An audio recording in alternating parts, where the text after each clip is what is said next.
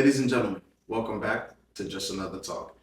And on this episode, unless you've been living under a rock, I'm pretty sure you already know, Donald Trump was found guilty of 34 felony charges. I looked them up and I looked at the actual indictment. From everything I read, I basically got that he used funds to pay Stormy Daniels that were, by accounting stands, were misreported. So whoever accounted for the funds put it in the wrong category, and so they're indicting him for 34 counts. But one of the reasons I wanted to make this video was because I've never seen the amount of fervor for going after someone the way that just everyone goes after Donald Trump at this point in time. I agree he's done some shit that's distasteful that, you can easily be like, yeah, that's pretty stupid. Have people who've done worse, who've not been prosecuted or have not been persecuted as hard. And so that kind of made me curious. And I wasn't keeping track of the things that are going on as far as the case. But I never thought he would, he would be guilty. And so now that it came out, I was like, oh, okay, he's guilty. So obviously there's got to be, more than enough evidence and reason. And when you look into it, you start seeing things that are, for a lack of a better term, they're just interesting. They're like, for example, Michael Cohen, who actually stole from Trump, stole from the campaign. I think it was like 60,000 is what one of the articles I read said. Stormy Daniels signed an NDA, which is pretty common with celebrities in general. You have to sign an NDA. And as far as the hush money, that's kind of what goes on. That's usually, hey, sign an NDA, you get some cash. We never speak about this again. Now, obviously, sometimes the NDAs are negative things that that have happened and somebody's trying to keep it quiet. But in this case, really, the hush money is so Stormy Daniel doesn't testify about what him and her did. She's a porn star. So, he paid her to have sex, I guess. I mean, again, it's one of those things where I thought I would see like, hey, there's clear evidence this guy did XYZ, he violated this and did that, and so ultimately they're class E felony, if I'm not mistaken. So in New York, that's like the minimum felony you can get, and if you notice, it's plastered everywhere. It says, "Oh, he's a felon," and the more interesting portion of all of this overall, if you think about it, would be now there's no rule of law that says he can't run for president. I genuinely don't think that the judge would even sentence jail time. It's first offense, nonviolent. I don't think the judge would do that. It would set precedents if he did do that. So he'd be the first. I think his lawyer had explained it. I think the defense's lawyer, Donald Trump's lawyer, had explained it. In place that where you rely on precedent, and somebody like President Trump should never face a jail sentence based on this conduct. And it would just kind of confirm what we've been saying all along, and a lot of people say that we're wrong and that we're missing we're missing key pieces. But if other 77-year-old first-time offenders would never be sent to prison for this conduct, Judge Merchan will make that decision. But let's play devil's advocate. If he does go to jail, what does that look like? He has Secret Service that will protect him for life because he's a president, because he was a sitting president. So, the Secret Service go in the jail and protect him in there as well. And there has actually already been a legislative bill brought up by, I believe, the congressman from Mississippi, Bonnie Thompson. He brought up a bill about being able to remove Trump's, or not just Trump's, but any disgraced protectee. It's called a Disgraced Protectees Act. So, basically being able to remove that. So, that's another interesting portion where, if you think about it, like, our government doesn't really work that fast, and Now they're working really, really fast to kind of remove his protection if he does go to jail. And again, we're playing devil's advocate, so we don't know. Next part of this is sentencing. So he still has to go before the judge. You know, he's found guilty. Now the judge has to say, okay, well, I think that you should serve, I think your sentence should be X. And so that'll be dictated. And I'm pretty sure that that will be fun within itself.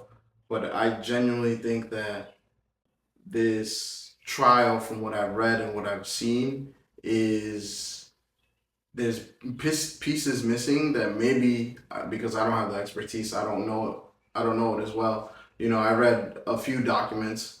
You know, you're looking at just the last day of court was 160 pages, the transcripts. So I was not going to read 160 pages.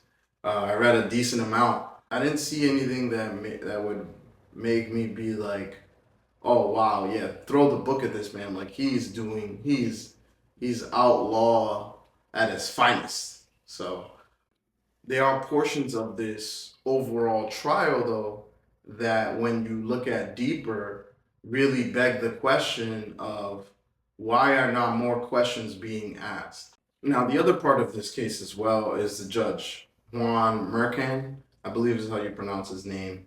And from all accounts, he seems like a normal judge. I did my own search and you really haven't heard anything egregious happen in his court.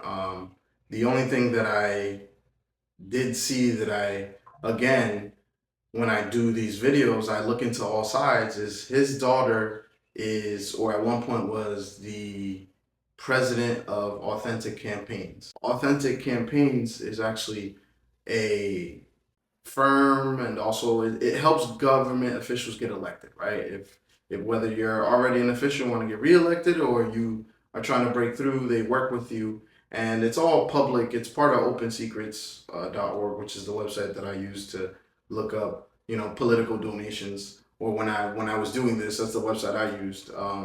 And the Biden campaign had actually donated to Authentic Campaigns, and that was in 2016. Which, from all intents and purposes, she was the president at that point in time.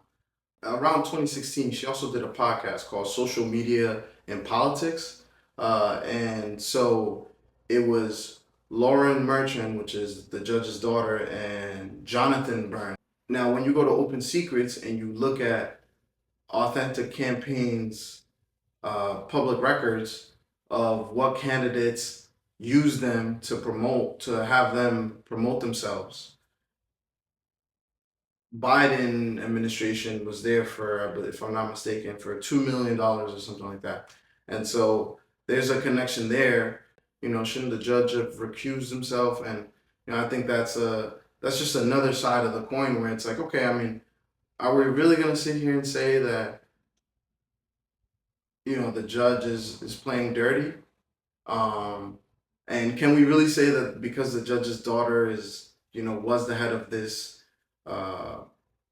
this company at one point, that somehow through the back channels the judge is going to throw the book at Trump because of this connection? I think that's a stretch. I also didn't think he'd be guilty, all 34 counts. You know, I genuinely, again, with the knowledge that I did have, I just didn't think, you know, I thought it was just like they're just trying to get him to not be able to be reelected. And now the plot thickens, now that I'm looking into this and I'm noticing, like, wait a second, so, you know, the judge's daughter has run political campaigns for pretty much any and all Democrat you can name. She even ran a political campaign for Kamala Harris. Her dad is actually the judge for a case that is against a former president who just happens to be the political opponent for the incoming race of the sitting president. I think it's, you know, it's definitely something to look into, at least to see, all right, well, no foul play.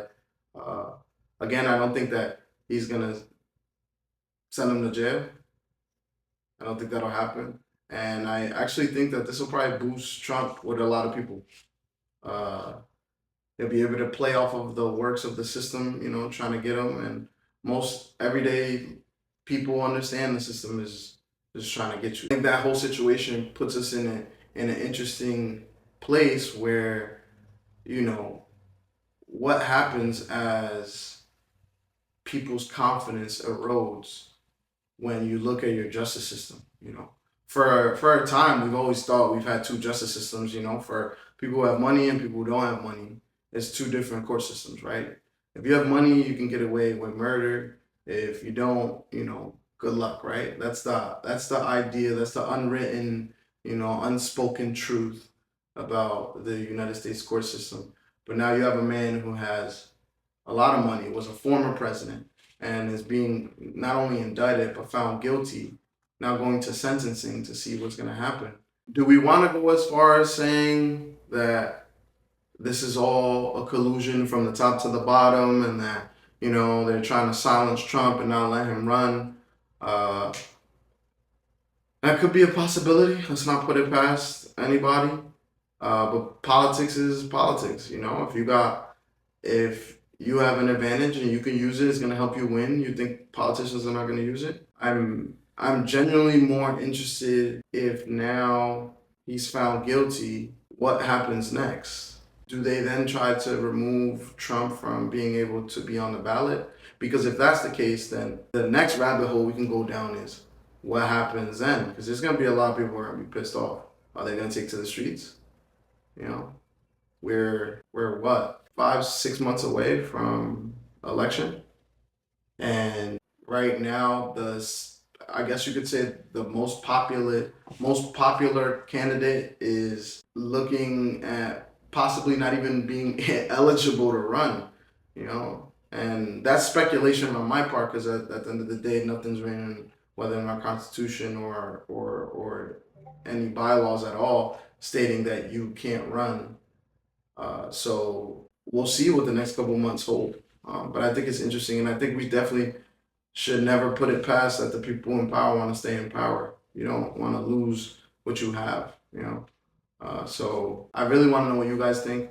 I wasn't jumping in too deep into this because, again, I only read so much and I only understand so much that I don't want to say something that's inaccurate or not correct.